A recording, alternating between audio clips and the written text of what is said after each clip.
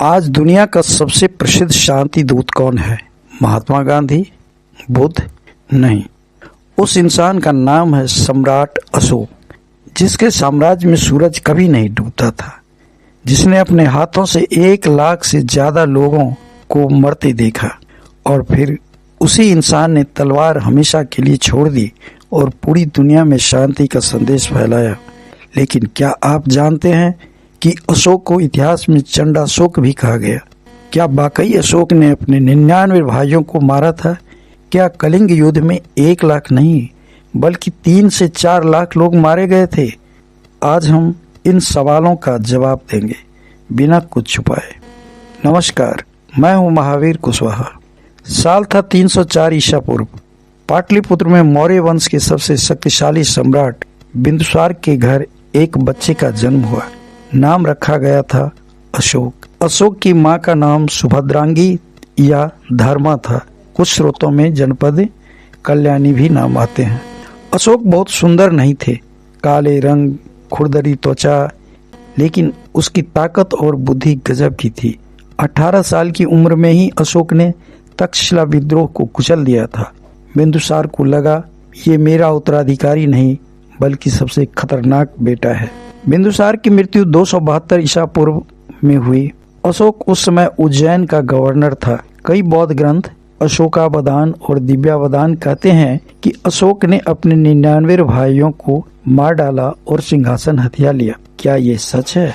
प्रसिद्ध इतिहासकार रोमिला थापर कहती है 99 भाइयों की हत्या की कहानी अतिशयोक्ति है। मौर्य साम्राज्य में इतने राजकुमार थे ही नहीं। ये बौद्ध ग्रंथ में अशोक को पापी से पुण्यवान बनाने के लिए लिखी गई कहानी है। डॉक्टर उपिंदर सिंह, जिनका किताब ऑक्सफोर्ड से पब्लिश्ड हुई थी, कहती हैं अशोक ने निश्चित रूप से उत्तराधिकारी युद्ध लड़ा और कई भाइयों को मारा था या निर्वासित किया था, लेकिन 99 का आंकड़ा काल्पनिक है। तो सच ये है कि अशोक ने सिंहासन के लिए खूनी संघर्ष किया, लेकिन नरसंहार जैसा कुछ नहीं हुआ। सिंहासन पर बैठते ही अशोक ने विद्रोह कुचलना शुरू कर दिया। अशोकवादान में लिखा है कि उसने 18,000 आजीविक सन्यासियों को मारने का आदेश दिया, क्योंकि एक सन्यासी ने बुद्ध की नहीं जिन की तस्वीर बनाई। उसने एक नरक यातना गृह बनाया जिसमें लोग जलाए जाते थे। उसका नाम था चंडाशोक। प्रसिद्ध इतिहासकार चार्ल्स एलन कहते हैं ये कहानियां बौद्ध ग्रंथ में 400 से 500 साल बाद लिखी गई। इसमें काफी अतिशयोक्ति है, लेकिन अशोक की शुरुआती शासन क्रूर जरूर था, ये बात शिलालेख से भी पता चलती है।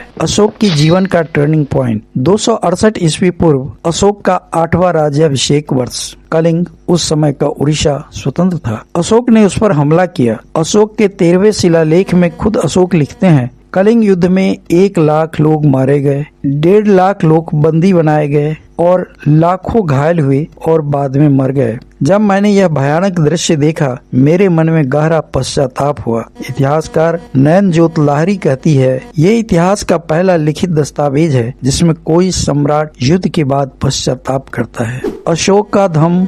कलिंग युद्ध के बाद अशोक बौद्ध नहीं बने, वो बौद्ध उपासक बने। उन्होंने धम्म की नीति अपनाई, जिसका मतलब था अहिंसा, सभी धर्मों का सम्मान, माता पिता की सेवा, गुरुओं का आदर और प्राणी दया। उन्होंने पूरे साम्राज्य में शिला स्तंभ और शिलालेख खुदवाए। आज अफगानिस्तान से बंगाल, कर्नाटक से नेपाल तक मिलते हैं। अशोक ने पहली बार पशु हत्या पर रोक लगाई, अस्पताल बनवाए, सड़कें बनवाई, वृक्ष लगवाए। उन्होंने श्रीलंका, मिस्र, ग्रीस तक बौद्ध मिशनरी भेजे। विश्व विख्यात इतिहासकार A.L. बासम कहते हैं Ashoka was the greatest and noblest ruler India has ever produced. Ashok Bharat द्वारा उत्पन्न सबसे महान और उदार शासक थे, लेकिन अशोक पर कई प्रकार के आरोप भी लगाए गए। आरोप अशोक ने हिंदू धर्म का नाश किया। जवाब इसका है कि अशोक के शिलालेख में ब्राह्मणों और श्रमणों, बौद्ध और जैन दोनों को दान देने की बात है। उन्होंने सभी धर्मों को समान सम्मान दिया। अशोक पर यह आरोप भी लगता है कि अशोक कमजोर पड़ गए थे, इसलिए साम्राज्य टूट गया, लेकिन नहीं।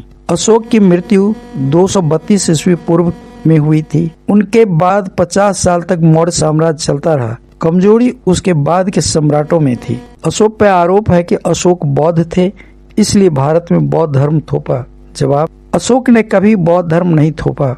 उनका धर्म एक नैतिक कोड था न कि कोई धर्म। आज भारत का राष्ट्रीय चिन्ह अशोक का सारनाथ स्तंभ है। आज की तारीख में भी अफगानिस्तान में अशोक के शिलालेख ग्रीक और अरमाइक भाषा में मिलते हैं। नेहरू ने कहा था, अशोक भारत की सबसे चमकदार स्मृति है। दोस्तों, एक इंसान ने खून देखा, फिर आंसू बहाए और पूरी दुनिया को शांति का पैगाम दिए। ऐसा कोई दूसरा सम्राट इतिहास में नहीं हुआ। कमेंट में बताइए, आपके लिए अशोक चंडाशोक है या धम्माशोक है। अगर वीडियो पसंद आई हो तो लाइक और सब्सक्राइब जरूर करें। जय हिंद,